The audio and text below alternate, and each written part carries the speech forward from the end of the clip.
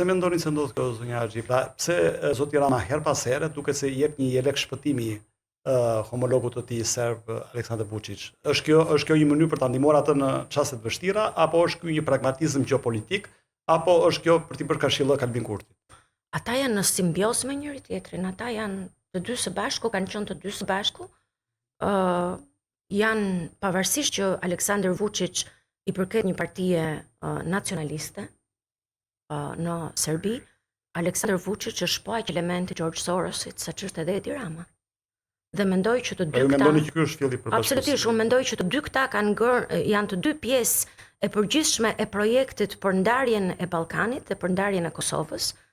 Këta kanë dalë të dy publikisht për këtë dhe kanë qenë shumë të zëshëm në këtë dhe mendojnë në atë formë. Dhe unë shoh që vazhdon kjo politik globaliste për sa i përket ndarjes së Ballkanit, por edhe bashkimit të nismave të përbashkëta, qëllimeve të përbashkëta të kryeministrit të Shqipërisë dhe presidentit të Serbisë për sa i përket edhe sfidave të tjera ndërkombëtare, siç është integrimi evropian.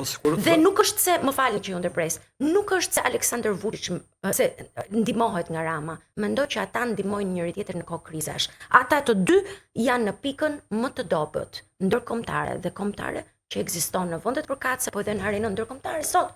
Për pak ditë mendohet që do të ketë një rezolut të re të EPP-s për përjashtuar SNS-in e Aleksandar Vučić nga EPP-ja. Sepse të dy kanë ndjekur gjithçka që ka të bëjë me demokratizimin e vendeve, zgjedhjet e lira dhe natyrisht kanë shkelur konceptin kryesor të rule of law. Në shtetet të drejtës. Kjo shpyetja me mjaft interes, sepse duket se kemi një paradoks. Në një anë zoti Rama duket se ka i marrëdhënie të shkëlqyer simetrike për ndihmuar një tjetrin me zotin Vučić, megjithëse i përkasin kampeve ideologjik të ndryshëm. Dhe në ana tjetër me si vllaun e tij që ideologjik tani Albin Kurtin, ka një marrëdhënie mjaft të ftohtë, ka një luftë të ftohtë e cila ka zgjatur prej vitesh ku ka munguar dhe komunikimi dhe jo bashkëpunimi. Pra pse ndodh kjo? Pra me shqiptarin me të cilin ndan afërsi ideologjike ka një luftë të ftohtë dhe natyrisht me serbin, homologu serb ka një marrëdhënie të ngrohtë, megjithëse janë në sinore të ndryshëm ideologjik. Ashtu siç ai ka përvetësuar, privatizuar, patronalizuar politikën e jashtme të Shqipërisë që prej 2013-s dhe është kryeministri i jashtëm i Shqipërisë, ashtu ai ka përshmunduar të bëjë të njëjtën gjë me Kosovën, që të paternalizojë Kosovën, edhe çështjen shqiptare në Ballkan. Ka nisur këtë gjë se mbani mend para shumë vitesh me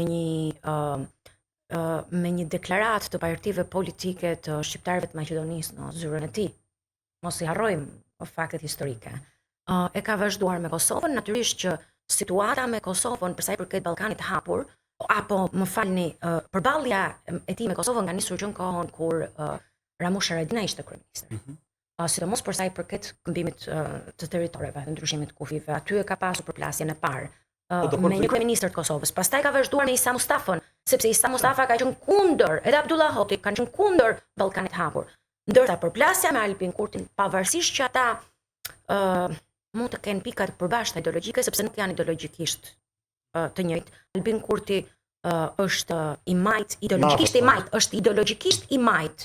Ndërsa Edi Rama nuk i përket asnjë ideologji, mendoj unë është një sekt i veçantë, është ky sekti globalist, unë e quaj neokomunist në të njëjtën kohë, sepse ka elemente të komunizmit në ne. Dhe përplasja e tyre është përplasje midis dy individëve që nuk do të lejojnë në asnjë mënyrë paternalizim të territorit tyre. Dhe Albin Kurti nuk mund ta lejojë një gjë. Kjo më çon një pyetje tjetër, duke qenë se për Kosovën pak a shumë e shtëruam.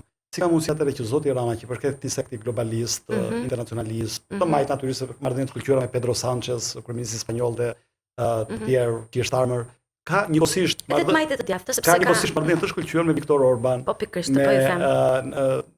Me Melonin, me Erdoganin, me Netanyahu. Dgjoni, marrëdhëniet me disa nga këta liderë, të cilët janë udhëheqës të vendeve që drejtohen nga qeveri të djatha,